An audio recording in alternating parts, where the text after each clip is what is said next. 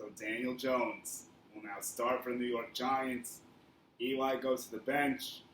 This sent a lot of shockwaves throughout the NFL. Although my antennas were raised after the game, which I actually attended. The Giants lost 28-14. And we'll get to that later. That's really not so important. They didn't commit to Eli as being the Week 3 starter. And as soon as you hear that, you got to think that they were already thinking about making this decision. And then yesterday it gets announced. The 6th overall pick, to the dismay of many, including me, a lot of other people, when the pick was made, that it was too high. But now he's going to get 14 games. They're going to see what he has. So, for GNT Sports Talk, I'm Julian Gallardi. I'm Bobby Thompson, and I'm going to weigh in on this as well. So yesterday when the news broke, I'm not surprised at all. In my opinion, a lot of people are going to call me crazy. I said that the Giants should have just went with him to begin with. I understand why they didn't. However, you drafted the guy 6th overall. You knew he was going to play at some point. I thought he should have been starting. I thought what he did in the preseason was great. I know he didn't go up against number 1 defenses, but he was putting up numbers and playing really well. So, with that, I'm not surprised about this. In 2 games, the Giants are just not playing well. I am going to defend Eli for a second. The injuries to this receiving core is astronomical.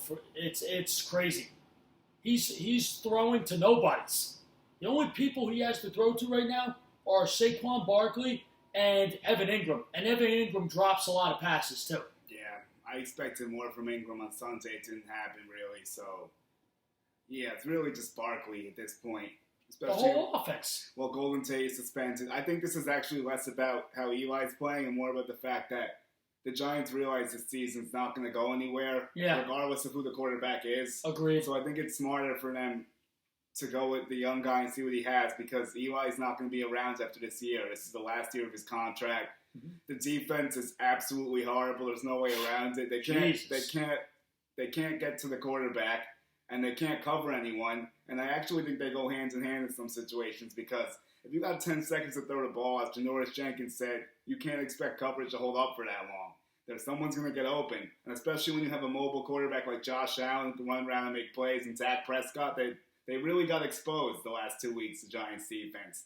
We knew it was going to be bad, but we're talking about 28 points, 35 points. It's like that's 31 and a half, 32 points a game they've been giving up. It's bad. That's putting it mildly. They have no pass rush. It's non-existent. Yeah, it's not even there. I'm going to tell you this. I think they got 1 sack against Allen somehow, but that's it, really. And I think it was a coverage sack, too, if I wasn't mistaken. Yeah, it definitely was. So, who do you think they're missing right now, Jules? I would say Olivier Vernon a little bit, but it's not just him. It's a lot of other issues. I'm going to make an argument right now. I don't think they've had a good pass rush since 2015, in my opinion, when they had Pierre-Paul. They did have Vernon when he got that big contract when he left the Dolphins that year. That was a while ago. Wow. Mm-hmm. But this defense is absolutely horrendous. It's tough. The cornerbacks, you know what? To Janoris Jenkins' defense, you don't get a pass rush. Your corners are literally working their tail off, covering them, and after 10 seconds, it breaks down. It happens. Of course it does. No one can cover for that long, especially in the NFL. I've never seen the greatest corners in the league. We're talking about Revis. We're talking about Deion Sanders. We're talking about, let's see. Jalen Ramsey, Stephon Gilmore, all these guys. Prime time. Yeah. Deion Sanders. So you give the quarterback 10 seconds, I guarantee you none of those corners will still be in coverage at the time. It broke down. It's done. Yeah. So it's all frustration. There's no pass rush. And when there's no pass rush, there's a problem. You got to address that for the Giants, and they're not. The linebacking core is okay. Alec Ogletree is old. He's old up there. This whole defense is I talked to somebody today, this guy who worked with Shane. He was saying that he was telling me that he thinks that this secondary could be one of the best in football one day. I'm sorry, bro. I don't see it right now. And until they get at least a pass, I think don't worry about the secondary. I think you should worry about the pass rush. Mm-hmm. I'm going to say saying that all off season. That's all I've been talking about, how they have 10 sacks on the roster from last year. Exactly. And It's showing. Have you noticed something? They definitely miss Landon Collins. Definitely. Mm-hmm. Yeah. Jabril Peppers is not Landon Collins. Absolutely not. No, it's more than just Collins. Yeah, I agree. That's where it starts. It's just, and they did. The thing is that they had no one to replace these guys. It's not like there was an adequate replacement really that was brought in to. No. Especially the pass rushing situation. That wasn't addressed at all. I mean, they get Dexter Lawrence, but that's not a pass rusher to D-tackle. Right. So, I don't know. It's going to be a tough season. In terms of the future and going forward, could they win more games with Daniel Jones? That's a question that someone has that we're going to talk with in a little while. But I want to go through Eli. Let's give him his due here. Regular season this year, 56 of 89, 2 touchdowns, 2 picks. Quarterback rating under 80, but like we said, a lot of things not going in his favor. There's no wide receivers to throw to. There's Saquon he can throw to. Evan Ingram doesn't even catch everything, like we said. Sterling Shepard's been in and out of the lineup. He hasn't even been there. Like Golden Tate suspended. We know all this stuff. So like we said, I don't really think it's an indictment on Eli. I think it's more of an indictment on the direction the team's going to be going in this year and going forward.